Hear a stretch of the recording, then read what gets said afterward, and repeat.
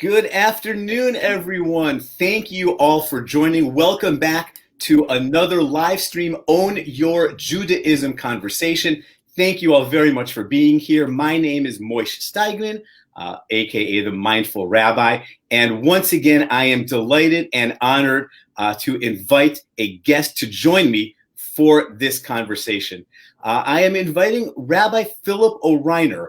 Rabbi Ohriner was studied cantorial work, was ordained as a rabbi, has served as a pulpit rabbi, and is currently not a farmer. And I know that because when I spoke to him a little bit ago talking about this conversation series, I used the word farmer, and he told me he's not a farmer, that he is a homesteader. And I'm sure I will need a bit more of an explanation from you, Philip, about what homesteading is. Also, on a personal note, Philip and I overlapped in rabbinical school at JTS in New York 15-ish years ago, give or take. So I really appreciate our friendship and not just the collegiality, but also the times and the smiles and the laughs that we shared together. Philip's wife, Shoshana, was also in rabbinical school at the time. I remember she was an accomplished baker, right? Does she still bake? I still benefit quite a lot from baking. Absolutely. Wonderful. And Philip, thank you so much for taking time out of your day for joining. I really appreciate it. I was trying to think of the last time that we saw each other, and my memory says it was about 5 years ago at RTI at a conference for conservative rabbis in Washington, D.C. And I had this memory of you having rented a car and driving to the airport after the conference, and me hopping in the side of the front seat of the car next to you and you taking me. I don't think we've seen each other since then. Am I missing something, or is that right? It feels like it's been quite some time. And I, of course, remember being at RTI and so many other rabbinic conferences with you. But most of my sweetest memories of you is when we were living in Israel together. Because I was at the conservative yeshiva when you were doing your third year of rabbinical school. So being there with your classmates, some very difficult time to be in Israel, but very sweet memories of being together, learning together, sharing a lot of time in the past together. So and what a joy, as we were speaking before we came on, what a joy to be able to come in and sit actually during the day in front of a computer. When I mess up on the screen or something we're doing, technically, I don't get a lot of time to be sitting on the computer during the day. So this is a breath of fresh air, as it were, to be inside in front of a screen at, 12 o'clock on my time. Yeah. We were quipping beforehand, and I know you'll talk more about it soon, that for you, it's a breath of fresh air to have an hour or so, or give or take, in the middle of the day to spend on the screen. And probably for most people now, it's a breath of fresh air to spend an hour a day not on a screen and to be able to be outside. So we'll talk a little bit about that. And something else and by the way, our year in Israel, I think, was 2003 to 2004. Yeah. So we're working on knowing each other. This is our 18th year knowing each other, right? So this is our high year of knowing each other. Maybe still many more. Yeah. And there's one other connection that you pointed out. My first guest on the Own Your Judaism podcast is a friend of mine here in Milwaukee. I live in Milwaukee, Ellie Gettinger, who's currently the education director at Jewish Museum Milwaukee. And you and Ellie grew up together, right? What are the odds that you find two Jews from? I mean, Ellie and I lived maybe 25 minutes apart, but Ellie lived really far out, and I lived kind of far out from a small Jewish community in Knoxville. The chances that you found two Jews there who know each other and come to know you, it is a small world. It really is. It really is. So thanks again for joining. Philip, tell me about your Jewish life. I think what I really just have is life. And one of the things that I've come to see, I've gone through some radical changes in my own Judaism, my own Jewish life, from coming to Jewish communal life and Jewish traditions with my parents after, kind of a generation of mostly separation, of some ceremonial connection to Jewish community. But that's where I started, and training to be a cantor, training in rabbinical school, and now being a homesteader. What I've kind of come to see is that we all just live life, and we all look for the patterns and traditions and customs and cycles of marking meaningfulness and mindful time in our lives. And I've just come to live my life and embrace Judaism as the guide for all of those things. And I've been blessed to be able to find ways of connecting more deeply and in different ways throughout my 42 years, which I consider a complete privilege and blessing to have been able to really explore my Judaism and have the blessings to be able to do that, to come from, rural Tennessee, growing up, on the periphery of Jewish life and having to make choices actively to find Judaism, and my parents actively making those choices to find Judaism, to being, on the periphery of Jewish experience now, of literally living on the periphery between the urban world and wilderness, and living on the land, and feeling that sense of distance and having to connect as being something that's always driven how I think about my Judaism and what I want to experience in Judaism. And I'm happy to talk about any piece of those journey. As I was saying, it feels so indulgent to speak about oneself, especially since I know we're all, Moish, you and I were speaking earlier about how we're all feeling on the periphery in some way right now.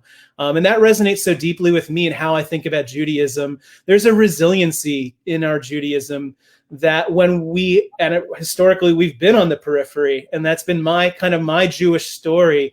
And now we all have, because of the pandemic, this sense of being distant. And it takes resiliency, it takes effort, and it takes an openness to be able to find new ways of connecting to tradition, connecting to those things that give us strength when we're feeling that things are tough. And certainly I know many of us feel that way right now.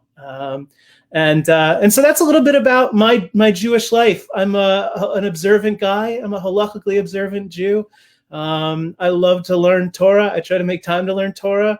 But mostly I feel like I've really come to live my Torah and live what feels authentic to me in terms of connecting to our tradition. Thank you for sharing all of that, Philip. That is beautiful.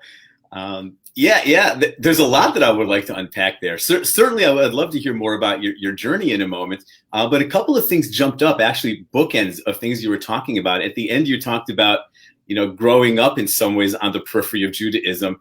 And I'm sure as you talk a little bit about your life now in homesteading, in some ways that's on the periphery of Judaism again. But here you're making a purposeful choice for the life that you're living. So I'd love to hear more about that.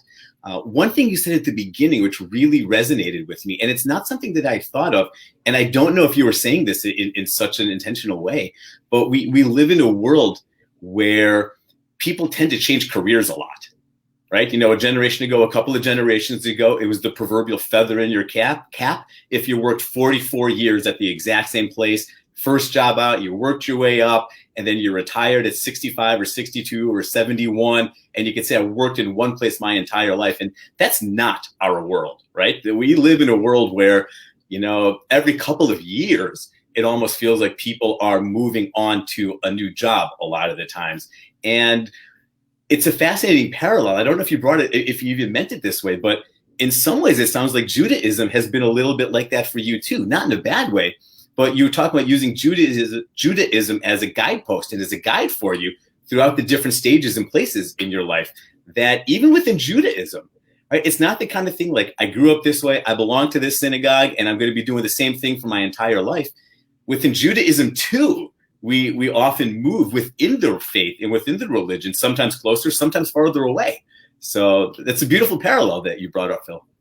Yeah, we're the wandering Jews. And I think that journey, that struggle is, for us, has been geographical, of living on peripheries of communal experience, because we had no other choice, right? I feel so blessed that my peripetation, my journeys on the periphery of my own Jewish experience have been one that have been choices, and having the blessing and the privilege to be able to make those choices, but yeah, and I think in those of us that are blessed to be able to pursue other avenues that help us kind of find more purpose, more meaning in our lives, we have the blessing to be able to do that occupationally.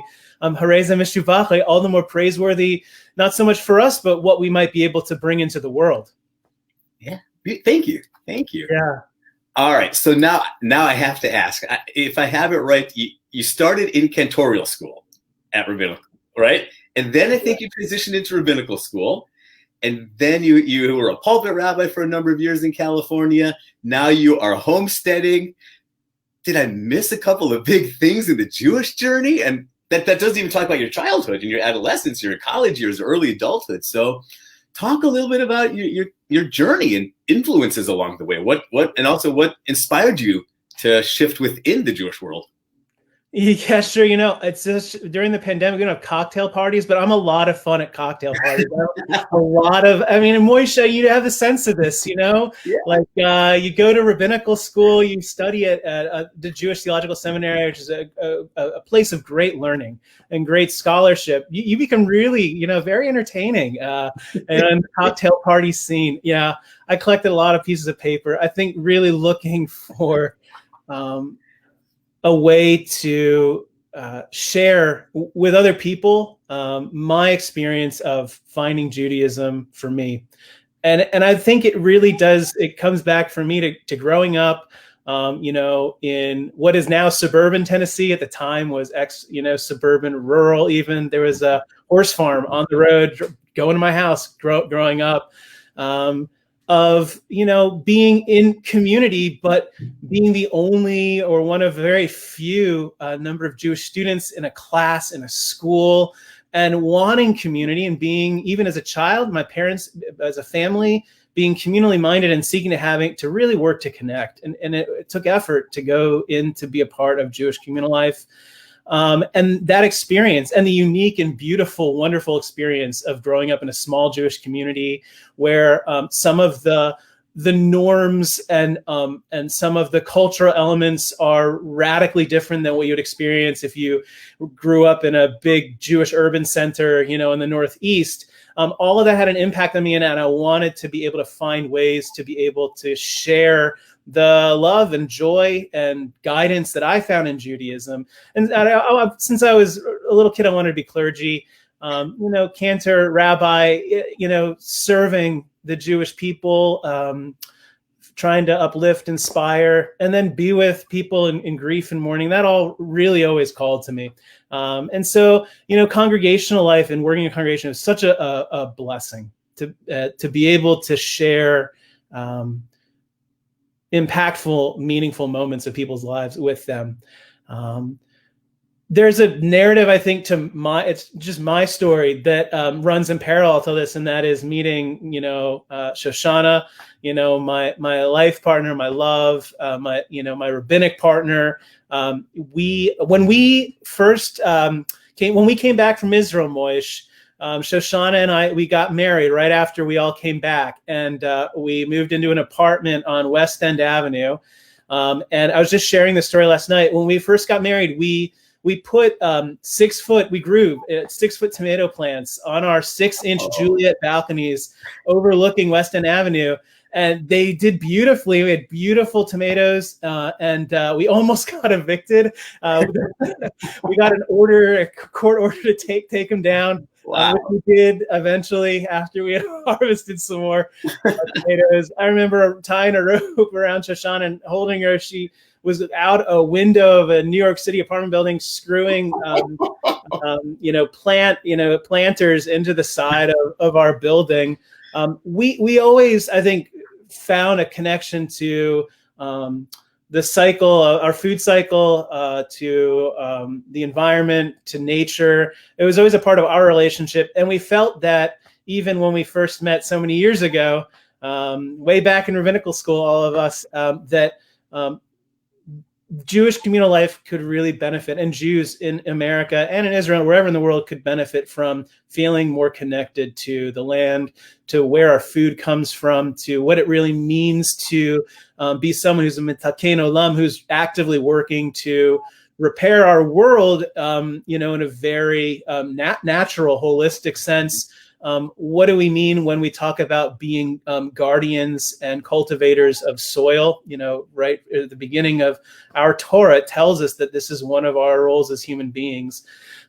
So we tore up when I was an intern at a shul in Long Island. God bless Rabbi Martin Cohen and Shelter Rock Jewish Center. They let us tear up the backyard of the parsonage to put in a very robust garden for one season. Which maybe it's still there, I don't know. And when I moved out to Silicon Valley, I was doing pulpit work. We had backyard chickens. And that led us to when Shoshana wanted to bring goats into our 3,000 square foot backyard. We realized we probably needed to do something a little bit different. And we found some raw land that we've been seeking to cultivate. We moved into a tiny home out here. So we live in a tiny home. Really? We're providing all of our own resources here. All of our resources come from this property. We aspired that all of the sustenance we need comes from this property. And there are many days where we feel like we've gotten there. And one of my sort of Torah callings over the past little bit has been learning shechita, learning ritual slaughter, so that we can grow our own food, grow our own meat, and be able to ethically slaughter it and be able to partake of it here for our own needs. And so this is sort of where life has taken us. And Shoshana and I think ultimately we've seen in our children, for ourselves, how profoundly having some of these kinds of experiences in one's life can connect you more closely to Judaism. And that's been really amazing, a really powerful part of our homesteading journey and experience. Wow. Thank you. Thank you for sharing that. So I want to pick up in a moment about the connection with tikkun olam. So we'll get there in just a moment. And also maybe give a quick definition of homesteading when we begin too. At the end, by the time we're done though, Philip, I have to ask you about backyard chickens, because we just incubated some eggs, and we have 4, I think 2 of them are roosters, but we have 4 chickens, which are currently in a brooder upstairs, and then we're going to be bringing them in the backyard. So I'll have a couple of questions for you. We can do that on air or off air. It's a gateway, Moish. I'm telling you, it's a gateway everyone should experience. Man, in a few years, I'm going to be tiny homing somewhere too, and homesteading, and I don't even know what I'm doing yet, because I still haven't defined the word, which we'll get there. But I wanted to reflect for a moment, going back to your childhood.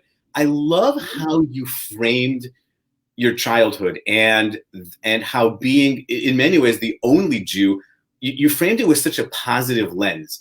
I know a lot of times in life we tend to make choices either because we had a bad experience and we don't want others to have that experience, or because we had a good experience and we want to share that with others. And normally, I think when people talk about really small town Jewish life, being the only Jew, that there's a kind of element of loss or sadness for what you didn't have. Right? This is what I hear from people, right? I didn't experience having Jews everywhere. I didn't have Jewish friends, all of this. And so I purposely sought out a Jewish community.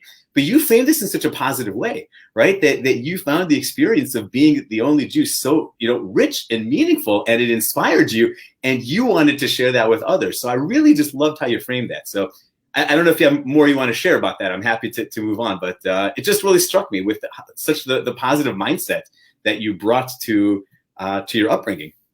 Yeah, and if there are other Jews out there who are watching, or concerned, maybe you are living outside of a Jewish center and you've got kids, the thing that I learned, from my parents, and through my experiences, when you have to actively make all the choices, it's really hard. It is really hard, but it builds a sense of resiliency and a strength. And I think in so many things in life that, sometimes you need that. And it helps you later on. And I know my Judaism is so much stronger because of that experience. I know it's not like that for everyone, but yeah, I feel blessed that was my experience. And I hope, for other Jews living, out in the boonies, that, by sort of what you're doing, what helping folks do, right? Of figuring out what's meaningful, of owning your own Judaism. I think for all of us, that's what helps build beautiful, strong Judaism in our lives. Thank you. Thank you. Yeah. All right. And by the way, I should note that for anyone who's watching, if you have any questions, please feel free to type them in the chat box. Please feel free to send a message. They come up live on our screen too. And I don't know, Philip, if you're able to see the comments or not, but if a comment comes in or a question, we'll try to integrate them as well. So if you do have any questions or something you'd like to ask, please feel free, and we'll try to integrate those as well.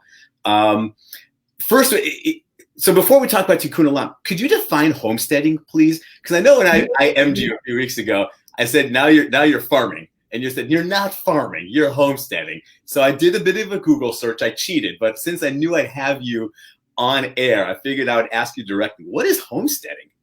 So I have far too much respect and so much gratitude to the farmers of our country, the folks, especially now during the pandemic, who are working in tough conditions. Out here in California, we just had fires, all summer, and even still, the folks that are growing all of our greens, all of our fruit, the vast majority of it comes from 50 miles or less from where I currently live, we grow for ourselves, and we share, abundance with our neighbors. But I'm not growing food for market to sell. I think there's a lot of debate, but for me, that's what farming is. So I'm not a farmer. Maybe one day aspire to be. It's such hard work, and it's such important work, and we need more farmers in our country. The vast majority of farmers in our country are over the age of 60. And we're going to need more localized food systems to weather what we're all going to face in our world with regard to our food systems and climate change. So one of the things I hope to do is inspire future farmers through learning, some of the things we learned through homesteading. So what is homesteading? A lot of people might define it in a lot of different ways. The way I think of it is, in our family right now, we aspire to provide for all of our needs within our ecosystem, to cultivate and produce what we need to subsist on our land. Now, we live in California. So one of the things I have to say right off the bat is we do have wildfires, but we also can grow greens, 365 days a year. Our climate is the climate of Eretz Yisrael, of the land of Israel. So our seasonal patterns, what we can grow, what we can cultivate, what we raise are so many of the same things that grow in the land of Israel. Our agricultural calendar is aligned with the Jewish calendar. So I have so much respect for those that are homesteading in Winnipeg, or even Milwaukee, to be, to have real winter. I don't miss real winter. So we aspire to grow all of our own food. At this point, we do bring in staples. We have to bring in flour, and coffee. But there are so many days where we look at what we're eating, and it's all come from Ma'alot Farms. We raise poultry, quail and chickens. We raise goats for meat and milk.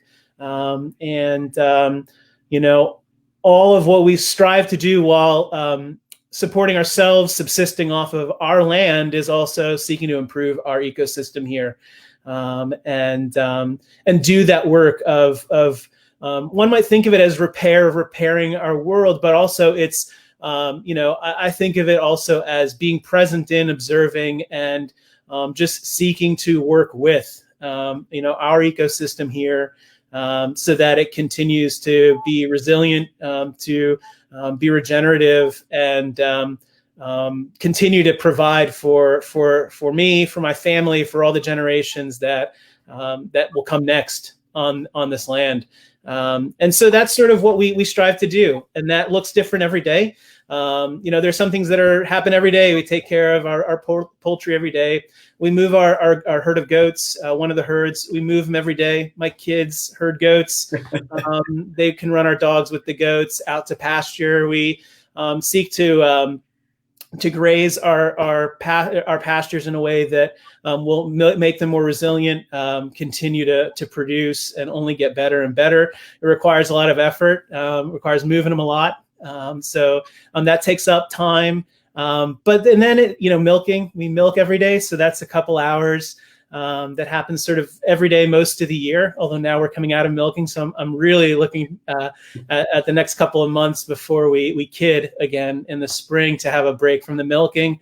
So we make a lot of cheese, because that period of the year, that's what there is to eat. So we age a lot of cheese, make a lot of aged cheeses. We make soft cheeses. So that takes time and effort. Making all of our bread, all those, all those things become chores. We were a period in the tiny house where we were living without a shower. So we had an outdoor shower.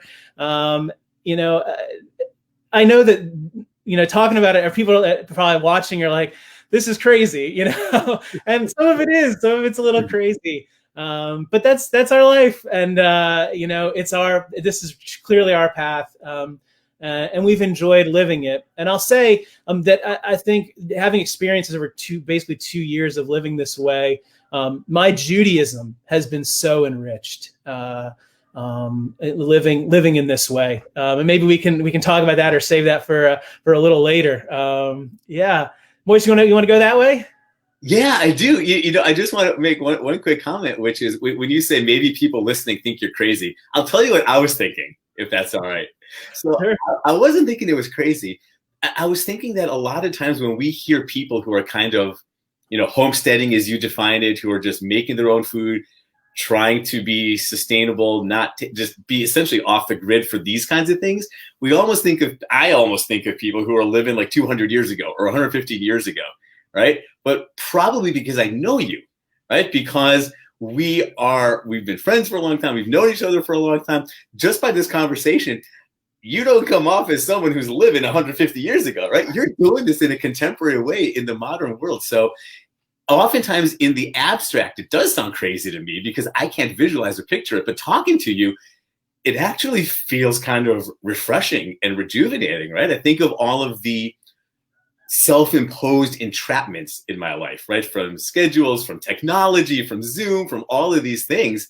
And I in no way want to suggest that your life choice is easy, right? I don't think of you like sitting on your front porch, just like staring at the sun all day and just letting life pass you by. I have no idea how difficult your life is, but I really have this kind of modern face and modern perspective of being sustainable and forging your own path. So I just wanted to thank you for sharing that and for creating that experience for me. So Shara has been commenting. She wants to hear about a specific example of how you feel your Judaism has been enriched by homesteading. Let's jump right into that. Yeah, I would say, the first immense blessing that came from a really huge lifestyle shift for our family. We were living, like I said, as a rabbi at a suburban conservative synagogue in Silicon Valley, a blessed, enriched community, and a beautiful community. And we really, made the shift to, I want to also like clear, like I have high-speed internet, thank God. Like my kids, like it's, we live on the edge in a lot of ways, but in a really modern way. We have, I have to go get propane for our stove and our outdoor shower. That does have to come from outside. And we can make electricity here, and solar, which is fantastic. But some of the ways that it's completely enriched our family life, of being able of having the opportunity to spend more time with my children. Now, all of us, depending on where we are in the country, also getting that time. It's hard sometimes to be with our kids so much. I've had to get better at being a parent. That's been challenging, and also probably the biggest blessing. But feeling the connections to Jewish time, Jewish tradition, Tanakh, the Hebrew Bible, our holidays, from living in this way, that has probably been the second biggest blessing. And just some of the ways that we feel that, our harvest festivals here align with what the Torah talks about. Wow. At times of harvest, the tukufot, the seasons of our Jewish year, match where we are in our growing seasons. So when we are approaching Pesach, Passover, and we are about to take Omer, the first of the grains that ripens, that the Torah, the Talmud talk about, that intrinsic part of Passover, the bringing of the Omer, I'm looking at barley and harvesting it on acres of my property. We made an Omer, of barley. When we think about things like Shavuot and moving through the Omer to Shavuot, that's a time when it's spring. So moist. So you're going to learn that chickens don't lay all year. They take a break, right? So you're already on your way. When there's enough sunlight again in the spring, when the chickens start laying, that's when we have the egg on our Seder plate, and we're starting to eat eggs, into the spring. Shavuot is a time where we traditionally eat dairy. We're coming into dairy. Our goats have given birth. There's dairy available. We can begin to start making cheese and having milk again in our lives.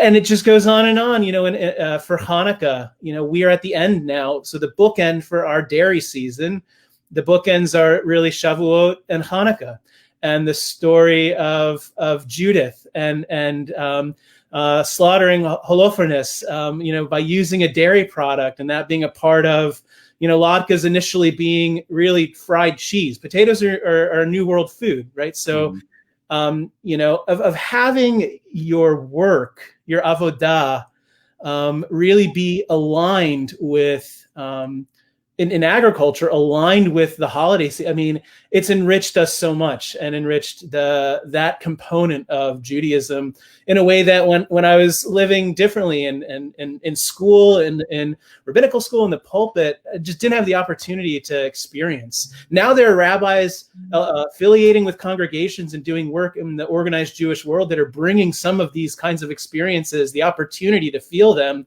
into the organized Jewish world, which is amazing, and that's amazing work.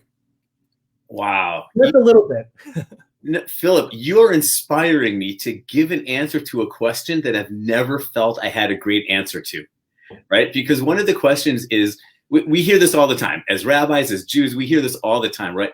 How is the Torah relevant in our lives? And I don't know how you would answer that. And I know that Doris Rainish-Katz, I don't know if I'm pronouncing her name right, she's been commenting, saying how much she appreciates listening to you, that you continue to bring so much of yourself and your family to the community. So I think she was a past congregant of yours, right? Yeah, hi, Doris. Yeah.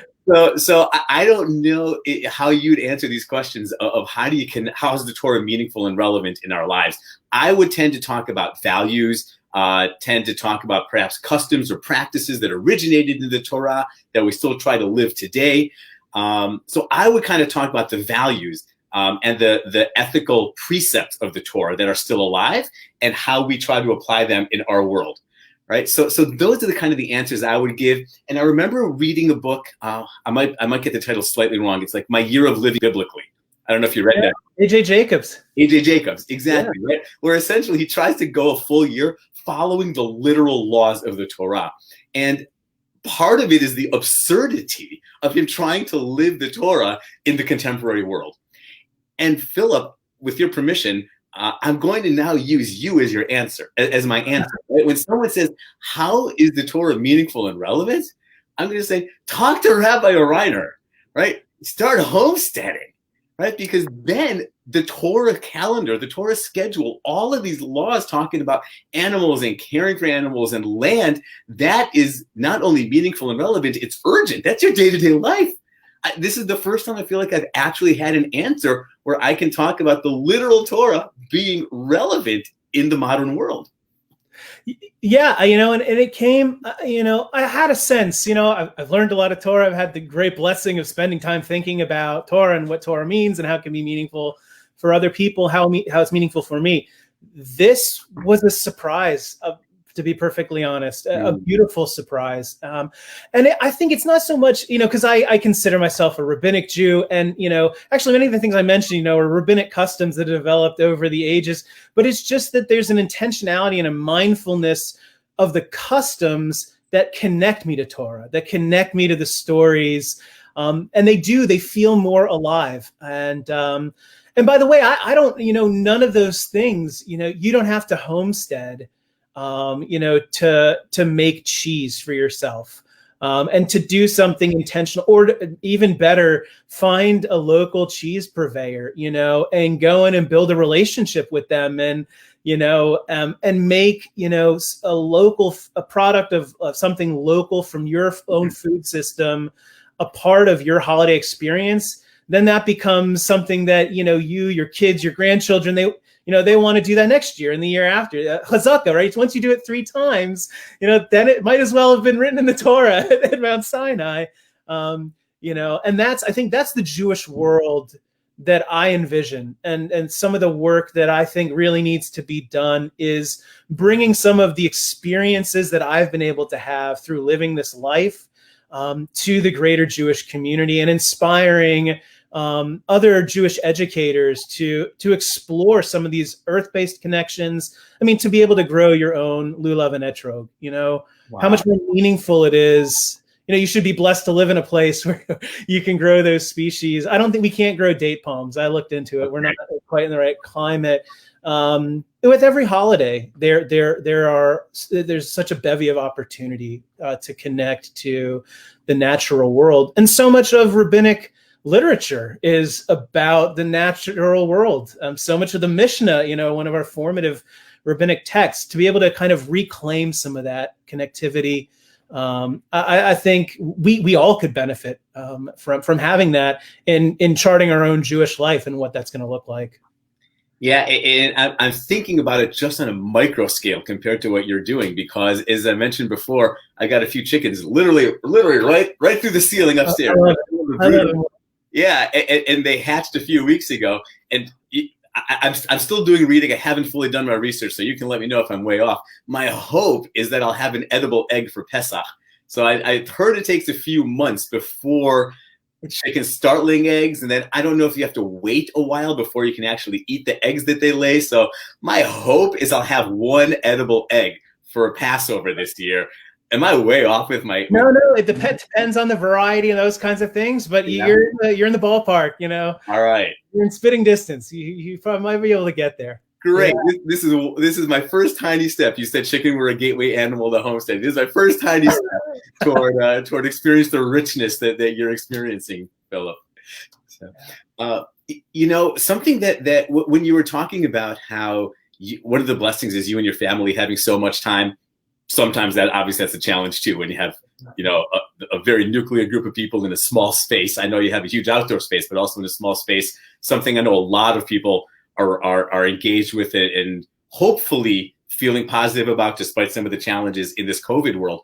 But you saying that actually piggybacks on something that my last guest on the Own Your Judaism podcast mentioned, Joey Weisenberg, and I think you said you might have listened to it, so I don't know if it resonated, but one of the things that Joey was talking about, and he is also, for much of his professional life, has been immersed in synagogue world and synagogue life professionally, that he was saying that there's going to be a part of him that might feel a challenge going back to the synagogue world, because he's had so much rich experience with his family, with his kids, doing Judaism, doing prayers outdoors on nature. You're doing that too. And a question that just jumped to my mind is, how does that connect with the idea of Judaism as a communal religion? Right? We know in Judaism that a lot of the great celebrations, even some of the great mourning rituals, require a minyan, require a community of 10. And I don't know how old your oldest son is. I don't know if he's bar mitzvah age or not yet, but at most you could have 5. And I don't think you have 5 people 13 or older right now. So how does this blessing of having the family time and being able to really live and create your own Judaism, how does that align with, parallel, contradict the notion of Judaism as a communal religion? Yeah, and I know I know for many that, well, for all of us right now, we're feeling we may be, socially together through Zoom, through Facebook, through all these different media to connect, but we're all physically distant from each other. I hope so. During this time, and so we all are feeling this so acutely, and yeah, it brings its challenges. I think one of the challenges so many of us feel is, especially maybe I don't want to speak, I can only speak for myself. I have kids, and not having a village to help me raise my kids right now is a challenge. To not be able to see people I love, to see friends, to see past congregants. It's such a huge challenge. And for me, it's burdensome. And so one of the things that I've experienced and learned is, the effort you have to go to connect, and to really make it a priority, because we can't now just casually fall into community right now. We have to work for it, and technology can make it easy for us to do, but it takes another kind of level of intention and mindfulness about it to make it a part of life. And so, in our family, we are online, going to Zoom, going to our beloved congregation, Beth David, services, most Shabbatot.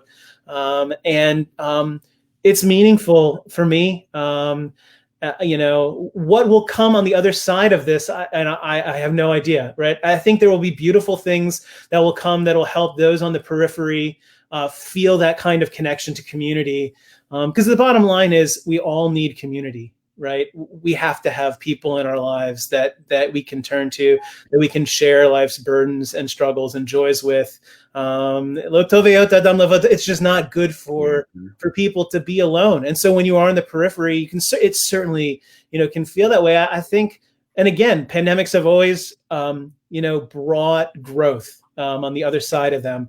And I think things like what you're doing, opportunities like this, that are, exploring more modalities of helping Jews connect, being able to come to our homestead here and experience a holiday here. There are other places doing this. They're doing great work. That might feel even more meaningful and more sacred, more treasured. Had we not been here first and gone through this narrow space. Wow. Thank you for sharing. So as you transitioned from, at least within the Jewish world, a sort of more normative and acceptable rabbinic path of having a pulpit, as you transitioned from that into homesteading, which, to the best of my knowledge, is not necessarily normative for modern rabbis, right? to do that. Did you experience any resistance, any barriers along the way? People saying, what on earth are you doing? This is crazy. Because you're forging your own path here. Did you feel a greater sense of support and wonder and awe and curiosity? What was the experience that you felt from the Jewish community? From my community, my community has done nothing but support me always. Congregation Beth David, the community I serve, is a beautiful, like I said, it's such a beautiful community. And you mentioned earlier, people changing their path and how, in the pulpit in particular, I think this is something that is relatively new and new for congregants, that rabbis, come for some amount of time, and things can be beautiful and going well, and and we find a calling and we find a path. I have the blessings to be able to do that. First and foremost, I want to say, the privilege in my own life, in my own narrative, our family story, allowed for me to leave a pulpit, a rabbinic pulpit, which pays, really, a good salary, to go in and, homesteading and figuring it all out, and learning how to do it. That there were roadblocks at every turn. And in transitioning from what we're doing now to homesteading, to creating a place where young Jewish educators can come and experience this lifestyle and learn Torah and see how it goes together, and experience how it goes together, maybe feel, the way that I feel about it and be able to take that to our community and to communities throughout the country. That's been a huge struggle. Roadblock when you're trying to do something in the wilderness urban interface, there are a lot of values that come into conflict, communally for our city. And so, there have been so many roadblocks. I have failed more times in the last 2 years, 4 years, really, than I ever have at any time in my life. And that has been so inspiring, to be perfectly honest, to be able to fail and just get back up and keep going. We could have a whole session on the number of mistakes I've made. So if anyone is considering, homesteading as a lifestyle, just be in touch and I'll send you a long list of things not to do. But it's something that my family made a commitment to as a family, as an intention. And so their support, my community's support, and the connections I've made, a lot of it online, to be honest, with other folks living this kind of life, most of whom are not Jewish, most of whom maybe have never met someone who's Jewish. That's been inspiring as well. And I'll say one of the things for me that's been most inspiring is connecting in a time of political divisiveness in our country, to be able to connect with people, communities I never would have been able to interact with, as a pulpit rabbi in Silicon Valley. I've gotten to know some amazing people with whom I vociferously disagree, politically. And yet all we have found is commonalities, and shared struggle and, working together to support each other. That's been really powerful as well. That's beautiful. That's beautiful. I, as you were talking about all the failures, I'm recalling something that I learned, and I don't know if I learned it or if I made it up in my head, or if it's a legendary story that I'm taking it as fact because I love the story so much, that the early settlers in what's now the land of Israel, right? The early settlers, in the late 1800s, early 1900s. I don't know if you've heard the story that they couldn't make the land work. Right, it was not a fertile land for growing things. So they were trying to grow wine, and they were failing, and that a lot of the early settlers were funded by Baron Rothschild, right? And right, so I don't know if you've heard the story, if I'm making it up, but let's just pretend it's real because it's a great story. That what Baron Rothschild would do is he would buy up the supply of wine because it's terrible. Nobody would buy it. And take it, put it on a boat, and then sink the boat. Because it was cheaper to sink the boat than to import this terrible wine back to where he's living. So the Hebrew phrase is al cheshbon habaron, right? Cheshbon is the bill, right? So on the bill of the baron. Right, that he would buy up the excess wine, sink it because it's just cheaper than trying to import it. So I don't know if that story is even true or not, but let's pretend it is because it's a great story. I don't know if you have any Baron Rothschild moments where you just have to dip the whole thing and figure out a new way. But, this is what Jews had been precluded from owning land for how many centuries, right? For the most part, and all of a sudden now go and make a whole land that's bare and fertile. I can attest to the fact that is not an easy task, going from the Beit Midrash, and then working the land. It takes a couple tries, at least. Yeah. I'm also really, I'm really heartwarmed to hear that from your experience, your community, your Jewish community has been supportive, right? Because I know a lot of times Jews tend to feel like if they want to find their own path, if they want to own their Judaism, they'll be met with resistance, right? We can think back to the Tevye songs from Fiddler on the Roof, right? If you don't do it the way it's supposed to go, you're out, right? And I love it that at least in this modern world, right, we live in a world where, forge your own path, right? It's new, it's exciting. And Susan Sweedler, I hope I'm pronouncing that name too. She made, and I don't know if you're able to see comments live as they're posted. I'm not seeing them now. So you can go on Facebook afterwards. You can see all the comments. But she says that your family, the Ohreiners, you're the most caring and thoughtful people who are always in capitals, always thinking about how to share yourselves and your lifestyle with others. So who wouldn't be supportive, right? So so that's what she writes certainly about you, and I love how you connect that with Judaism. That yeah, we can forge our own path, right? Judaism has a lot to teach us in a lot of different ways.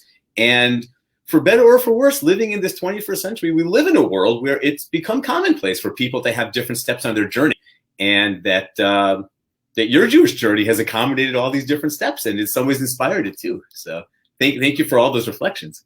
Yeah. And Susan, thank you for the very, very sweet words. And, again, for me, so much of my Judaism is about sharing it and sharing my abundance, sharing my blessings with others. I don't know if there's a actually, not even sure that's a mitzvah, but it certainly has brought enriched and brought meaning to my Jewish story, and it's to look back, like I feel like an old man now looking back on my life, just thinking, it's so rare to be able to think so deeply about one's own past, and I spend a lot of time thinking about now and what's happening.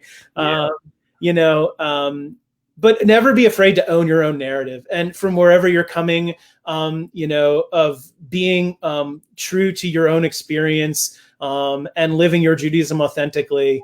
I think that's something that I've seen has been something that's been so powerful and important in my own Jewish life, and of not trying to have to feel like you have to embrace whatever the cultural norms are. A, because that's never going to be as enriching, and B, it's not so Jewish. The panoply of Jewish experience over the last 2,500 years. I mean, there's no area of creativity or expression that hasn't been explored Jewishly. My path has been homesteading, for the last little bit. And I hope that, the joy I found, the connection I found, that folks like Susan and Doris and everyone else who I can't see, they'll be able to incorporate some of that in their own Jewish life and their journey as we move forward with our own project. But more importantly, like I said, I hope that we'll be a place where we'll be able to support the growing number of young Jews who are interested in farming, interested in outdoor education, interested in infusing, committed to being Jewish educators, and committed to bringing a sense of commitment to sustainability, to food justice, to environmental concern, to their own Jewish work. It's a place where I just see a lot of potential for enrichment for the Jewish community as a whole. So this has been, it's such a beautiful opportunity to share what's brought me here, Moish, and I don't know, maybe there's a listener out there. It doesn't matter how old you are. It doesn't matter, where you are in life, where you are geographically. If any of the skills or experiences I've mentioned, you want to know more about, reach out to me. I'll be happy to tell you what not to do. I can't guarantee any real success, but I can tell you what won't work. And if somebody wants to reach out to you, what's the best way? Is there a way they can follow you somewhere on social media? Yeah, we're bang on your door. What's the best way to reach out to you? Yeah, at Malot Farms. You can find us on social media, Instagram, Facebook, or Philip Ohriner at Gmail. You can drop me an email. Yeah, we're always looking to connect with folks that are excited about homesteading or farming, environmental education, and supporting folks who are looking for more information in that area. Great.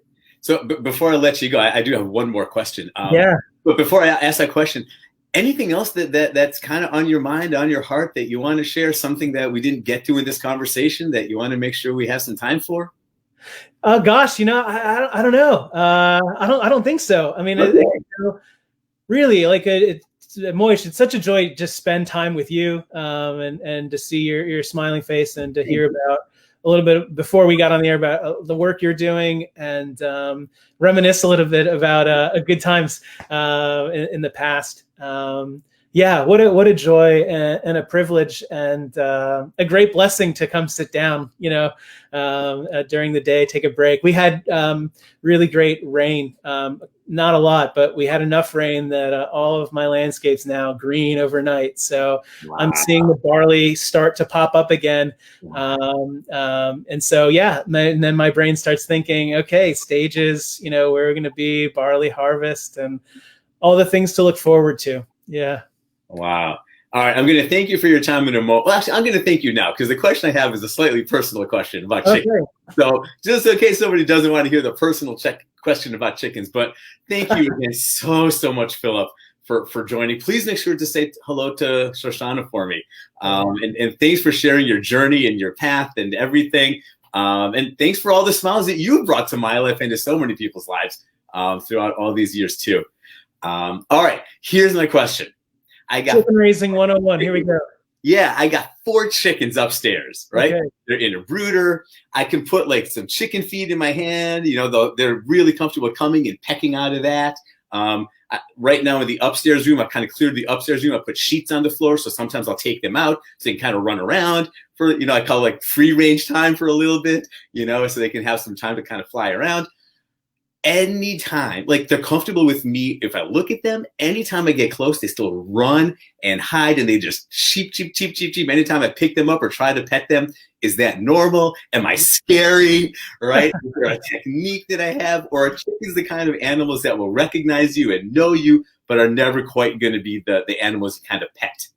Yeah, you know, chickens are really just dinosaurs. I mean, once you get to know chickens, I mean, they're pretty visceral, you know, habitual creatures. And the thing I've learned about chickens is if you feed them, then they'll want to come to you and follow you. So part of my homesteading journey has been, you know, I used to not show a lot of concern for the poultry.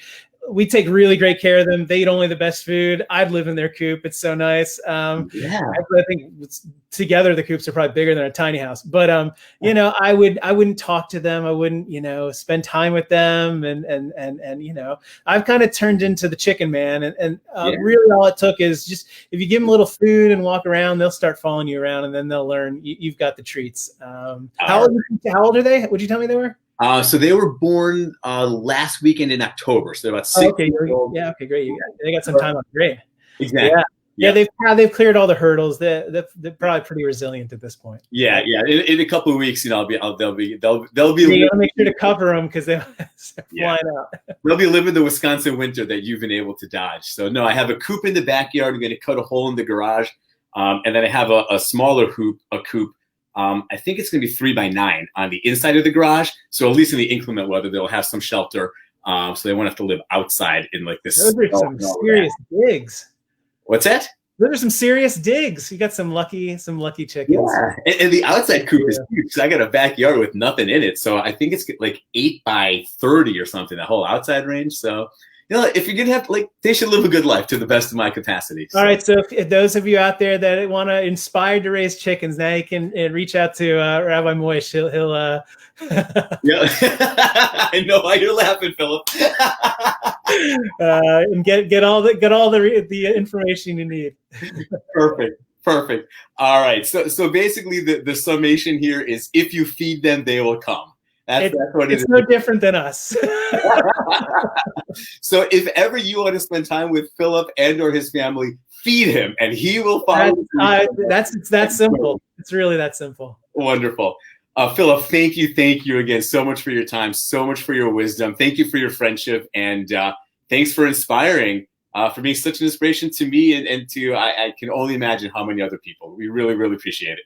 Hey, thanks, Moish, and thanks to all of your listeners, everyone out there that's joined us today or going to listen back at some point. Blessings to y'all. Chag Sameach. Happy Hanukkah. Thank you. Oh yeah, we did. You know, I forgot to even say Happy Hanukkah. Happy Hanukkah. Yeah, Happy Hanukkah. All right. And before we start, my friend Aaron also pops in. He says that Wisconsinites talking chickens. Eventually, so he says we're both going to end up vegan. You know, talking about all these chickens. So that could be the next. That can happen. My son is on that path. I fully respect it, understand it. Yeah, absolutely. All right, Aaron, you primed the pump for another conversation. So, Philip, if you want to stay on for just one moment, and thank you all very, very much to everyone who's listening to this, and please like themindfulrabbi.com, the Facebook page. I'll also post this on my YouTube channel. You can find me on YouTube as well, and please do feel free to share. Have a wonderful day and a wonderful Hanukkah for those of you celebrating.